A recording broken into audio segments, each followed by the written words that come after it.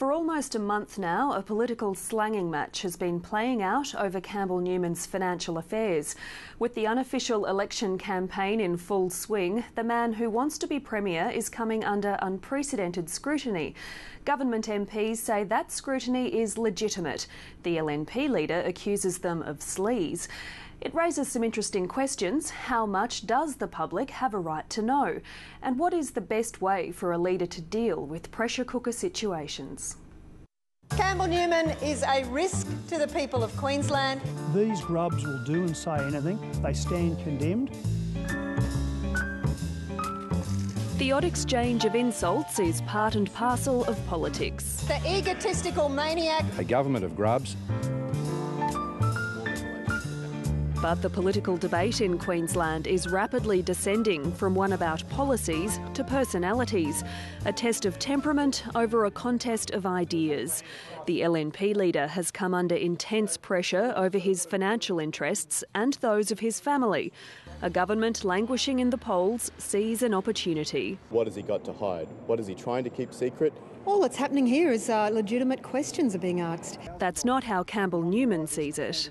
This is muckraking on a grand scale by the worst treasurer in Australia, Andrew Fraser and Anna Bligh. On one level, it's just a typical school bus scrap between two political rivals, and I think both of them should be shameful for that. The other thing that goes through my mind is that this is a titanic clash between the sort of forces of openness and the forces of secrecy. Bill De Maria is an ethics lecturer at the University of Queensland.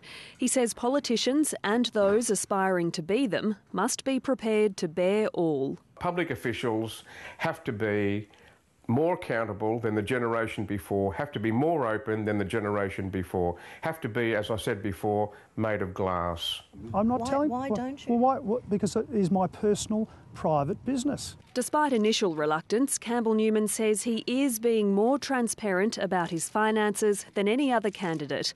But the government doesn't believe him. And I think the people of Queensland, the media and indeed members of the LNP are all asking themselves, why won't Campbell Newman declare in full his interest straight away?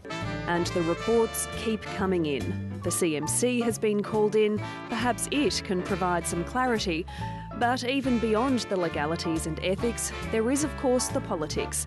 The government is fighting for its survival, and Scott Prasser says there's a clear strategy. The political strategy is to undermine Campbell Newman's credibility, but it's fair game. They're in the game of politics and policy, and this is what the game is. It's not a game for amateurs.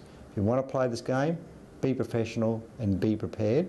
So get with it and learn to deal with it. But people inside and outside the LNP are questioning the way Campbell Newman's dealing with it, why he didn't nip the issue in the bud much earlier, and whether this outburst was wise. Anna Bligh is the one that's the muckraker, the dirt digger, the sleaze bucket. Queensland is run today by drunks, punks and desperados headed by Anna Bligh with her dirt unit. We have a negative, carping Premier who's so desperate that all she can do is attack my mum, probably my sister next, is it?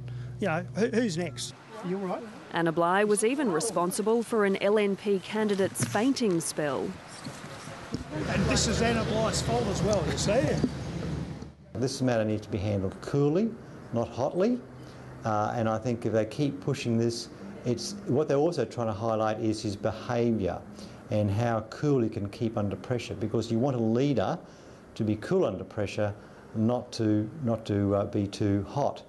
And so that's the other issue here. What is Campbell like under pressure? What would Campbell like be as a state premier? I don't think the public are impressed when either side of politics indulge in that sort of language, and both sides have.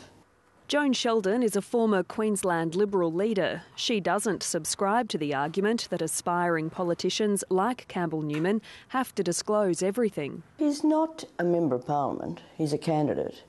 And I've never heard of any other candidate being expected to put what is literally a pecuniary interest file in before they're elected. Joan Sheldon is hoping for a higher standard of debate when the official election campaign finally begins.